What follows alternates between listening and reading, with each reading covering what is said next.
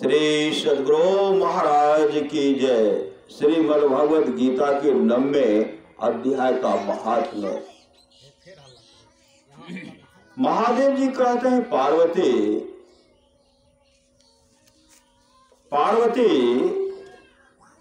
अब मैं आदर पूर्वक 9वें अध्याय के महात्म्य का वर्णन करूंगा। तुम अस्थिर होकर सुनो। नर्मदा के तट पर माहिष्मती नाम की एक नगरी है। वहां माधव नाम के ब्राह्मण रहते थे, जो वेद वेदांगों के तत्वज्ञ और समय समय पर आने वाले अतिथियों के प्रेमी थे। उन्होंने विद्या के द्वारा बहुत धन कमाकर एक महान यज्ञ का अनुष्ठान आरंभ किया। उस यज्ञ में बलि देने के लिए एक बकरा मंगाया गया। यज्ञ में बलि देने के लिए एक बकरा मंगा, बहुत नहीं गछ लेते हैं। नुनु के मुंडन करे वे एगो पाठा तो गछिए लेने छिए। हमें कहाँ गछ लिए, माय गछने रहे, नुनु के नानी गछ लेने रहे। श्री सद्गुरु दीदी गछ लेने रहे। तब सबके मनोकामना को पूरा करने के लिए जो गछते हैं देते हैं, उसको भी उसी योनि में जाना पड़ेगा। सुनिए श्रद्धा से सद्गुरु। उस यज्ञ में बलि देने के लिए एक बकरा मंगाया गया।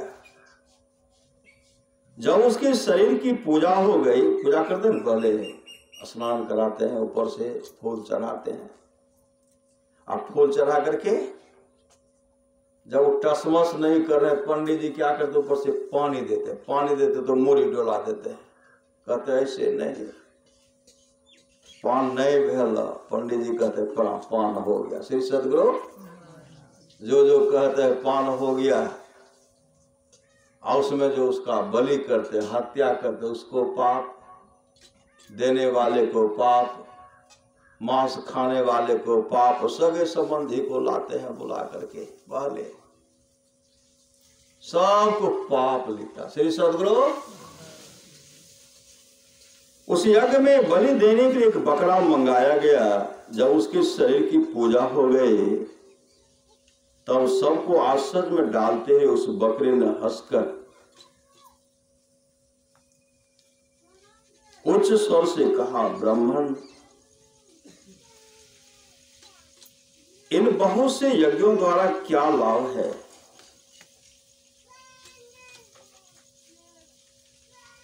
इनका फल तो नष्ट हो जाने वाला है, तथा ये जन्म, जरा और मृत्यु के भी कारण। यह सब करने पर भी मेरी जो वर्तमान दशा है इसे देख लो। यह सब करने पर भी मेरी जो वर्तमान दशा है इसे देख लो। बकरे के इस अत्यंत कौतूहलजनक वचन को सुनकर यज्ञ मंडप में रहने वाले सभी लोग बहुत ही विस्मित हुए। तब ये यजमान ब्राह्मण हाथ जोड़कर और पलक नेत्रों से देखते हुए बकरे को प्रणाम करके श्रद्धा और आदर के साथ पूछने लगे। ब्राह्मण बोले, आप किस जाति के थे? आपका स्वभाव और आचरण कैसा था, तथा किस कर्म से आपको बकरे की योनि प्राप्त हुई, यह सब मुझे बताइए। बकरा बोला, ब्राह्मण, मैं पूर्व जन्म में ब्राह्मणों के अत्यंत निर्मल कुल में उत्पन्न हुआ था।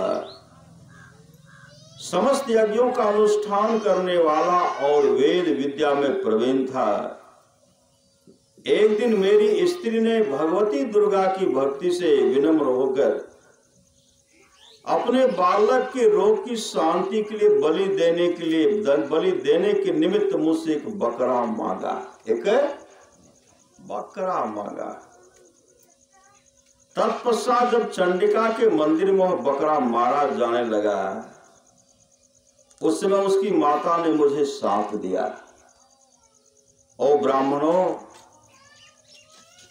ब्राह्मणों में नीच पापी, तू मेरे बच्चे का वध करना चाहता है? इसलिए तू भी बकरे की योनि में जन्म लेगा। द्विश्रेष्ठ, तब कालवश मृत्यु को प्राप्त होकर मैं बकरा हुआ। यद्यपि मैं पशु योनि में पड़ा हूं तो भी मुझे अपने पूर्व जन्मों का स्मरण बना हुआ है। ब्राह्मण,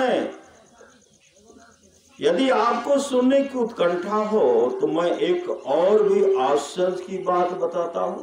अगर आपको सुनने की उत्कंठा है तो मैं एक और भी आश्चर्य की बात बताता हूं। कुरुक्षेत्र नामक एक नगर है जो मोक्ष प्रदान करने वाला है। वहां चंद्र शर्मा नामक एक सूर्यवंशी राजा राज करते थे। एक समय जबकि सूर्य ग्रहण लगा था, राजा ने बड़ी श्रद्धा के साथ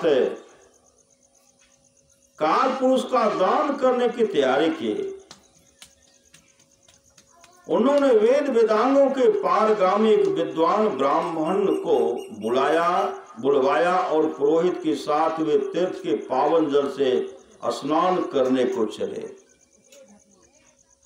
तीर्थ के पास पहुंचकर राजा ने स्नान किया और 2 वस्त्र धारण किए।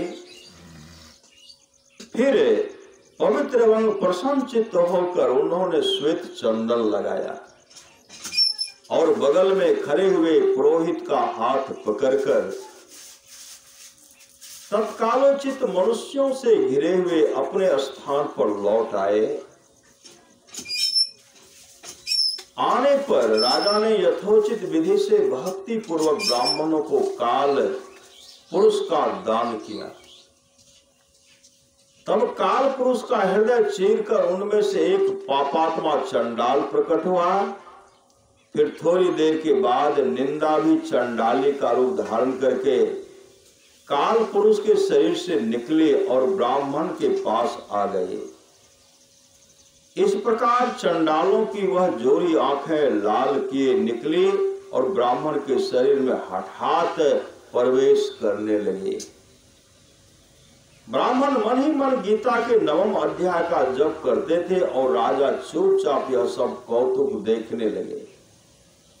ब्राह्मण के अंतःकरण में भगवान गोविंद शयन करते थे, वे उन्हीं का ध्यान करने लगे। ब्राह्मण ने जब गीता के 9वें अध्याय का जप करते हुए अपने आश्रय भूत भगवान का ध्यान किया, उस समय गीता के अक्षरों से प्रकट हुए विष्णु दूतों द्वारा प्रेरित होकर वे दोनों चंडाल भाग चले। गीता का श्लोक जब पढ़ रहा था, दोनों चंडाल भागे, उनका उद्योग निष्फल हो गया। इस प्रकार इस घटना को प्रत्यक्ष देखकर राजा के नेत्र आश्चर्य से चकित हो उठे। उन्होंने ब्राह्मण से पूछा, विप्रवर, इस महाभयंकर आपत्ति को आपने कैसे पार किया? आप किस मंत्र का जप तथा किस देवता का स्मरण कर रहे थे? वह पुरुष तथा वह स्त्री कौन थे? वे दोनों कैसे उपस्थित हुए? फिर वे शांत कैसे हो गए?